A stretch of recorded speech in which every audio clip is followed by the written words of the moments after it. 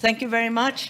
Of course, we have many comments about both the presentation of Secretary Balisacan in view of our experience in the past of the two oil shocks referred to in the 70s. It was very clear then that there would be a short-term plan which would comprise immediate relief as well as demand reduction and fuel efficiency. So tatlong bagay yun dati, no? So maliwanag nun. Ngayon parang patse-patse, kulang-kulang yung ating plano, maliwanag yon. So unang-una yung energy stockpiling, ano? In addition to stability, I would enjoin everyone to also look for expansion because we don't know how long this is going to last. And one of the key efforts then, as mentioned by Secretary Garin, was diplomacy. Appropriately, we have Secretary Lazaro. However, hindi ko maintindihan kung bakit magpepermiso pa tayo sa US para lang bumili sa Russia, samantalang may Russian ambassador naman dito, no? Mabait naman. Are we no longer a sovereign nation with diplomatic relations with Russia, with Iran? Ang Iran was very, very helpful during the Houthi pirates issue with the seafarers. Ang laking tulong nila sa atin. At ganun din ang ASEAN na ang balita, ang Brunei, nagpapadala na ng langis sa ibang LGU, hindi dito. At yung demand side restriction, syempre, encouraging oil-saving behavior. Baka yung ibang may edad dito, naaalala pa ninyo si Chiquito sa Asyong Aksaya. Siguro maibalik na lahat yan dahil kailangan talaga natin transport restrictions, carpooling. We are making that effort in any case, reduction of speed limits, fuel, and other rationing. Intindihin natin, marami na nating ginawa niyan. At sa medium term, maliwanag yung monetary and fiscal stabilization. As Secretary Balisacan mentioned, we are in a much worse position than we were before COVID. Nevertheless, in the next 5 years, we should be able to improve resilience through institutions and through behavior. And finally, the long term, that's been mentioned repeatedly, structural reform, the energy transition, and so on. Napakaraming dapat pag-usapan. Subalit ako ay tututok predictably, syempre, doon sa agriculture, nandito naman si Secretary Laurel, baka naman matulungan tayo. Dahil alam po natin na nakakapagtaka, sabi nga ni Senator Marcoleta, bakit tayo na ang pinakamataas sa ASEAN? Nasa 280% increase, samantalang yung iba 10 pesos lamang. Ba't ganon? Pati Singapore, mas mura na sa atin. At ang pinakamalala dyan, yung diesel talaga ang lumobo. Ang diesel tumatama na sa agrikultura. We have very, very dismal news today from Pangasinan, from our fishing coastal areas, from Palawan, Zamboanga, Jensan. At ang sabi nga sa Soxargen, 1 to 2 weeks talagang patay na kami. At sinabi talaga na hindi na nila kaya ituloy-tuloy kung hindi pa puputulin yung tax o may gagawing paraan dahil hindi nakakayanin at sirang-sira na yung export contracts natin dahil hindi sila makakapag-deliver. So nais kong tanungin kay Secretary Laurel, mukhang wala naman kayong presentation. Ang daing nila yung second oil importation ng 320,000 barrels.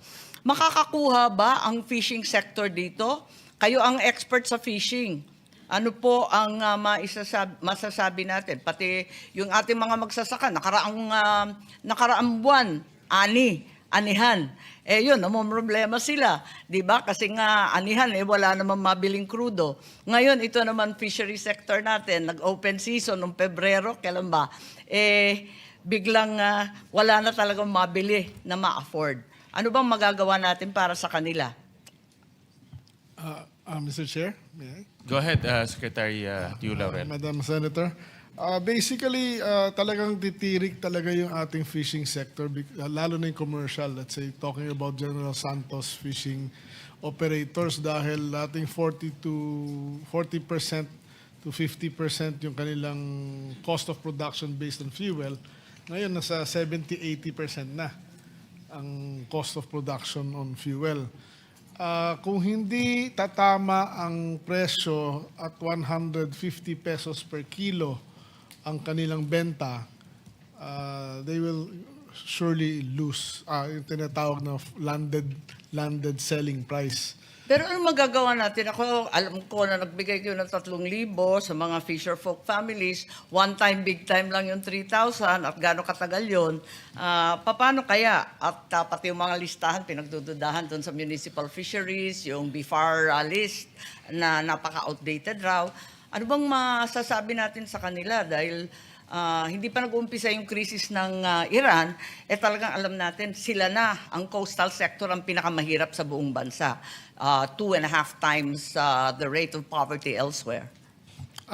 Mr. Chair, well, ang iniisip namin, basta kung mapopondohan lang, ay, let's say, sa commercial fishers and coastal fishing boat, kahit yung municipal na malalaki, for every kilo na binaba nila sa fish port ng gobyerno, bibigyan sila ng 10 pesos.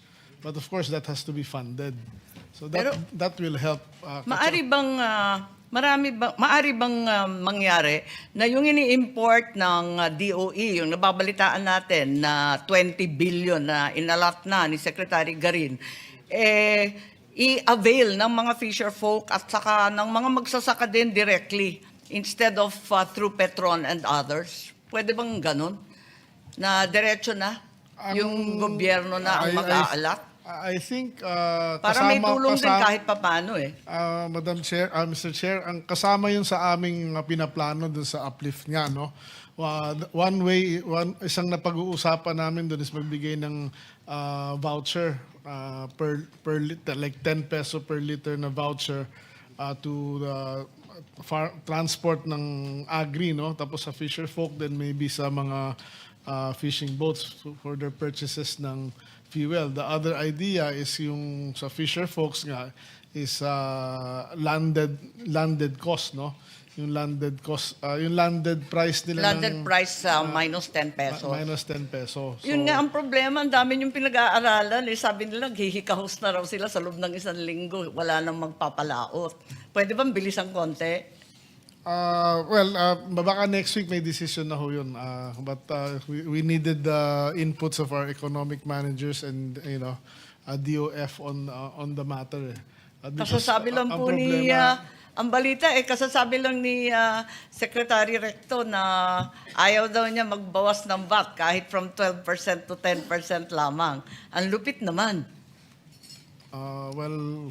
That's a different matter, ma'am. Parang, isa pa yung bigas, habang nandito tayo sa agrikultura, ang balita sa palengke, wala nang regular or well-milled. So, ang mapipilitan ka bumili ng 60 pesos talaga. Totoo ba yun? Bakit wala nang regular and well-milled? Nang aga-aga naman kinapos, katatapos lang ng ani. Well, nandun pa sa ating, Mr. Chair, nandun pa sa ating rules na kailangan meron nakalagay yun, yung percent brokenness and everything. But mukhang hindi nga sinusunod at umiikot nga kami ngayon para sitahin nga sila. Doon naman sa presyo ng imported rice, meron na kaming iaakyat, no, sa ating Pangulo from NPCC na rekomendasyon niya na bigyan ng price cap yung imported rice na 50 pesos per kilo, and hopefully before the end of the month ma-implement namin yun. Hindi ba pwede magkaroon ng SRP din? Parati namin sinisita yung DTI at yung SRP, hindi naman nasusunod. Mas malala naman sa DA. Halimbawa sa baboy, yung 170 naging 350 na sa retail. Ang laki ng Linobo, 170 pesos, yung live, Ngayon, 230 na, yung live. Wala bang SRP dyan, tulad ng sinasabi ng ibang senador? Bakit naman lumulobo dito sobra-sobra sa ibang bansa? Hindi naman ganito. At saka bakit yung DA, wala namang control dyan? Mr. Chair, basically, yun ang pinakamalaking problema namin sa DA. We can only impose or catch or kung under the Price Act. Kung SRP or MSRP, technically, we have no power even to nasitahin sila. Kaya yun din isang request ko na baka pwedeng may legislation tayo na especially in emergency, na the DA can do price controls on certain agri-goods. Pero in the meantime po, ang tindi ng inyong registry and supervision over retailers, market vendors, markets, may magagawa naman siguro kayo. Hindi naman pwedeng sabihin may kulang sa batas, tapos na. Sa ngayon, Mr. Chair, wala kaming magagawa dahil wala pa yung bagong RISE Act that will actually empower us to have all the... Maski yung uplift, may emergency powers, hindi pwedeng sitahin yung mga nag-overprice ng labis-labis sa palengke. Under the law, mukhang sa analysis namin, wala kami. Wala din kami enforcement. Ako, hindi ako naniniwala. Baka yan ang paniwala sa DA, pero naniniwala ko, may uplift na, may emergency na, pwede na tayong pakialaman. Hindi naman tama yon. Pero, sige po. Sige, ma'am. I will tignan do po more natin research. yung uplift po. Napaka-late. Nung February 28, ano na ba date ngayon? April 13, andito pa rin tayo, pinag-aaralan pa rin lahat. Mabubulag po tayo sa kakaaral.